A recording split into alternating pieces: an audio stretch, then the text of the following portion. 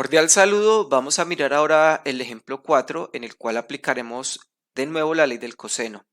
El enunciado de este ejemplo nos dice: desde la puerta de la UNAD, un estudiante observa que sus compañeros Erika y José están a una distancia de 460 metros entre sí.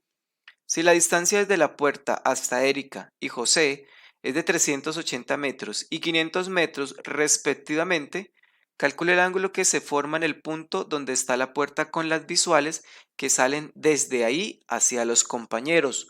Vamos a hacer una representación gráfica de esta situación para entender mejor el ejercicio.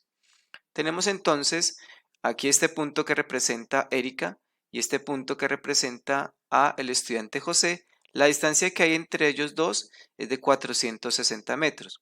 Ahora, enfrente de ellos y en un punto en común hay unas distancias de 380 metros medido desde Erika y una distancia de 500 metros medido desde José. El objetivo del ejercicio es determinar el valor de este ángulo alfa. Muy bien. Empecemos por organizar la información de nuevo en una tabla, como hemos hecho en todos los ejemplos anteriores, donde la primera columna es el valor del lado y la segunda columna es el valor del ángulo opuesto a cada uno de esos dos lados. Tenemos que el lado M de 460 metros tiene un ángulo opuesto alfa, el cual es la incógnita. Tenemos el lado E de 500 metros, cuyo ángulo opuesto es el ángulo MEJ. Y tenemos el lado J de 380 metros, cuyo ángulo opuesto es EJM. Al analizar esta información me doy cuenta que de este triángulo yo conozco los tres lados, el valor de cada uno de esos tres lados. Y entonces tengo el caso lado, lado, lado, y eso me exige o me indica que debo aplicar la ley del coseno. Entonces, vamos a plantear la ley del coseno teniendo en cuenta que la incógnita es el ángulo alfa. Por lo tanto, estos dos datos de la primera fila van a ser nuestros valores de referencia. Como la ley del coseno se plantea inicialmente para uno de esos lados, entonces el lado en cuestión que va a estar en el lado izquierdo de la igualdad, pues va a ser el de 460 metros por el hecho de ser el lado opuesto al ángulo alfa.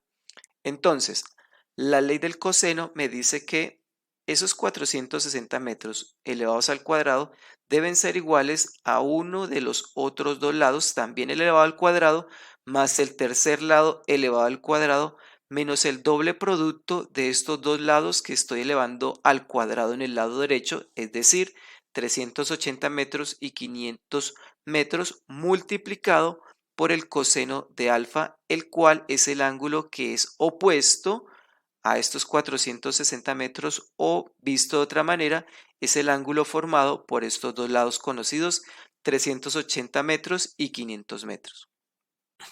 Bien, ahora continuamos resolviendo las operaciones planteadas.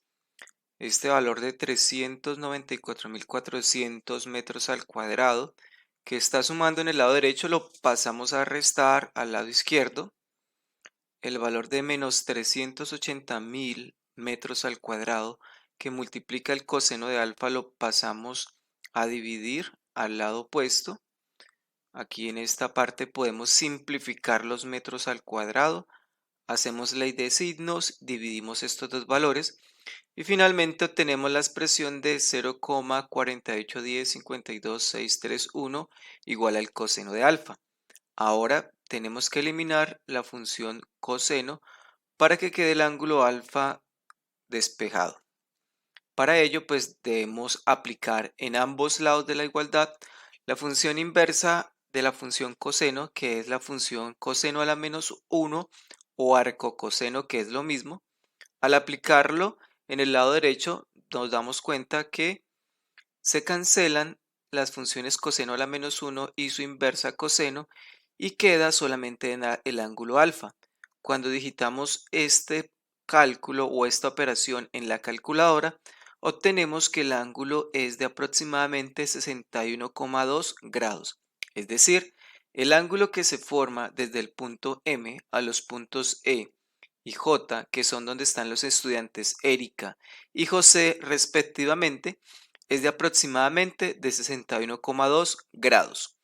Entonces, de esta manera se termina la explicación de este ejemplo 4. Muchas gracias por la atención prestada.